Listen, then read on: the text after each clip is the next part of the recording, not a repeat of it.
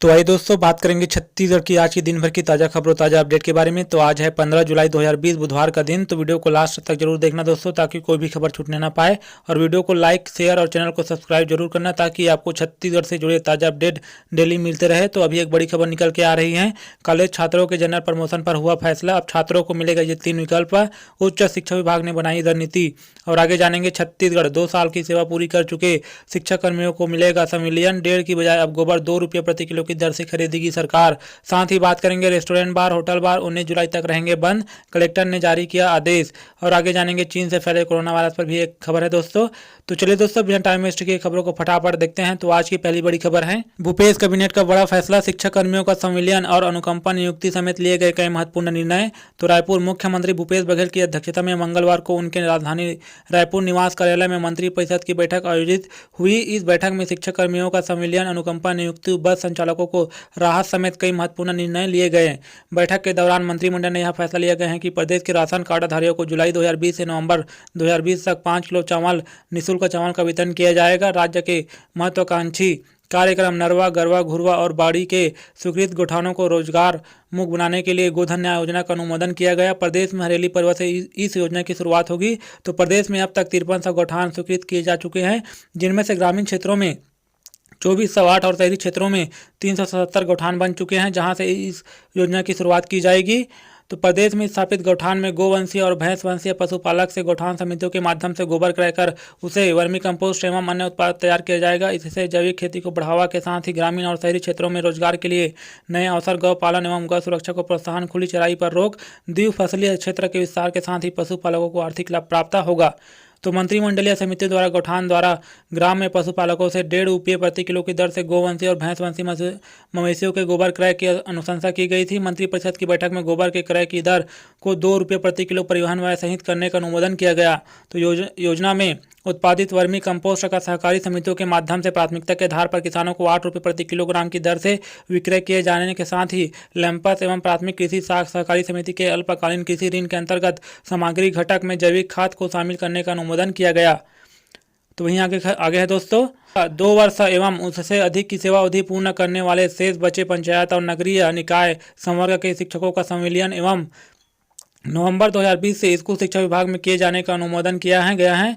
इसका लाभ 16,278 शिक्षकों को मिलेगा। तो अनुकंपा नियुक्ति के संबंध में सामान्य प्रशासन विभाग द्वारा जारी परिपत्र 14/6/2013 में संशोधन करते हुए निर्णय लिया गया है कि यदि भाई बहन अवयस्क हो तो नियोक्ता द्वारा इस संबंध में अविवाहित दिवंगत शासकीय सेवक के माता पिता से अंतरिम आवेदन पत्र प्राप्त कर अवयस्क सदस्य भाई बहन के वयस्क होने पर उसे शैक्षणिक योग्यता के आधार पर तृतीय चतुर्थ श्रेणी के पद पर अनुकंपा नियुक्ति दी जाएगी।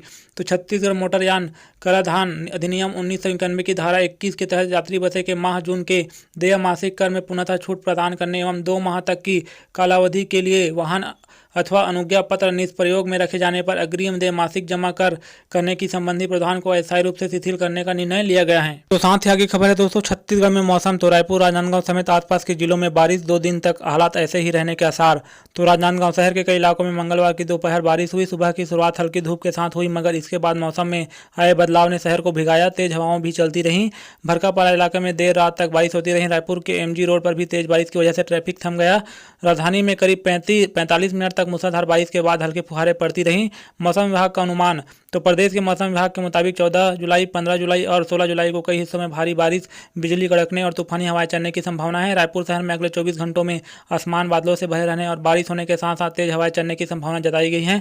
अब तक प्रदेश का सबसे अधिकतम तापमान 34 डिग्री सेल्सियस राजनांदगांव में दर्ज किया गया है। तो वहीं आगे खबर है दोस्तों, मुख्यमंत्री भूपेश बघेल ने 15 संसदीय सचिवों को दिलाई शपथ। सबसे पहले चिंतामणि महाराज ने संस्कृत में ली थी शपथ। तो रायपुर प्रदेश के मुख्यमंत्री भूपेश बघेल ने मंगलवार को कांग्रेस के 15 विधायकों को संसदीय सचिव की शपथ दिलाई। मुख्यमंत्री निवास में शपथ ग्रहण का कार्यक्रम में संसदीय सचिव शपथ दिलाई गई। बता दें कि इसकी घोषणा औपचारिक घोषणा कर दी गई थी। तो चिंतामणि महाराज सामरी विधानसभा क्षेत्र से विधायक, 2018 में दूसरी बार विधायक बने।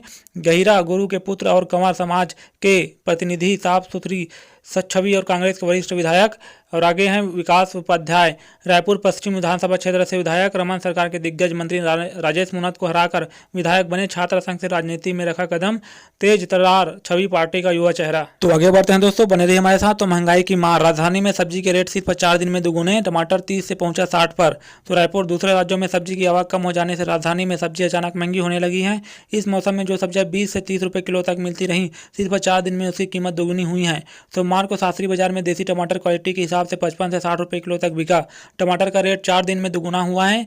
बैंगन तक 30 रुपए किलो पर पहुंच गया है। प्रदेश में गांवों से शहरों तक मुनगे के पेड़ पहुंच आए हैं, लेकिन वही 15 से 20 रुपए पाव बिक रहा है। कारोबारियों के मुताबिक महंगे डीजल और कोरोना में आवक कम होने से यह स्थिति पैदा हुई है, लेकिन उम्मीद जताई है कि 10 से 15 दिन में रेट कम होने लगेंगे। तो प्रदेश की सबसे बड़ी थोक मंडी शास्त्री बाजार और डूमर तराई में भी भास्कर ने सब्जी के थोक भाव ज़्यादा पाए हैं। अभी राजधानी और राज्य में खपत के लगभग 80% सप्लाई महाराष्ट्र, मध्य प्रदेश, राजस्थान, कर्नाटक आदि राज्यों से हो रही है।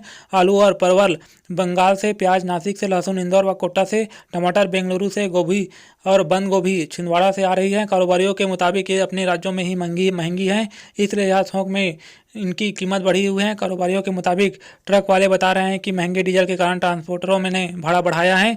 इसका असर आयातित सब्जी के रेट पर पड़ रहा है। तो बने रहिए दोस्तों हमारे साथ। तो आगे बढ़ते हैं। रेस्टोरेंट, बार, होटल बार 19 जुलाई तक रहेंगे बंद, कलेक्टर ने जारी किया आदेश। तो धमतरी, छत्तीसगढ़ में बढ़ते कोरोना संक्रमण के मामले को देखते हुए जिला कलेक्टर ने बड़ा फैसला लिया है। कलेक्टर एवं जिला दंडाधिकारी जयप्रकाश मौर्य ने कोरोना वायरस कोविड-19 से आमजन को सुरक्षित रखने के उद्देश्य से जिले के रेस्टोरेंट, बार, होटल बार में स्थित बार रूम, स्टॉक रूम और मदिरा संग्रहण को स्थल को आगामी 19 जुलाई तक बंद रखने के निर्देश दिए हैं। उन्होंने छत्तीसगढ़ आबकारी अधिनियम 1915 की धारा 24 की उपधारा 1 के तहत प्रदत्त शक्तियों का प्रयोग करते हुए उक्त आदेश दिए हैं। बता दें कि राजधानी रायपुर सहित अन्य जिलों में तेजी से कोरोना संक्रमित मरीजों की पहचान हो रही है। रविवार के बाद सोमवार को भी राजधानी से ज़्यादा नए मामले सामने आए हैं। साथ ही अगली बड़ी खबर है दोस्तों, कॉलेज छात्रों के जनरल प्रमोशन पर हुआ फैसला। अब छात्रों को मिलेगा ये 3 विकल्प, उच्च शिक्षा विभाग ने बनाई रणनीति। तो रायपुर, प्रदेश में विश्वविद्यालयों के प्रथम और द्वितीय वर्ष के छात्रों को जनरल प्रमोशन नहीं मिलेगा। छात्रों को नंबर देने का विकल्प गठित टीम को दिया गया है। जानकारी के मुताबिक 3 प्रकार के विकल्पों से नंबर दिया जाएगा। इसमें गत वर्ष की अंक सूची, आंतरिक मूल्यांकन और ऑनलाइन असाइनमेंट के आधार बनाया जाएगा। ये जानकारी उच्च शिक्षा विभाग के संचालक शारदा वर्मा ने दी है।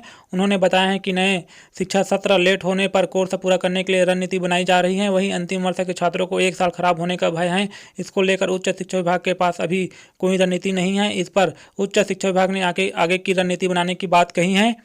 तो उच्च शिक्षा संचालक शारदा वर्मा ने बताया है कि अंतिम वर्ष की परीक्षा जुलाई अगस्त में न लेकर सितंबर के अंतिम सप्ताह में लेने का सुझाव यूसीजी से प्राप्त हुआ है। अगर अंतिम वर्ष का परीक्षा सितंबर में होगी तो आगामी सत्र की पढ़ाई प्रभावित न हो, इसको लेकर रणनीति बनाई जा रही है। विचार विमर्श करने के बाद सभी विश्वविद्यालयों को इसको लेकर आदेश भी जारी किया जाएगा।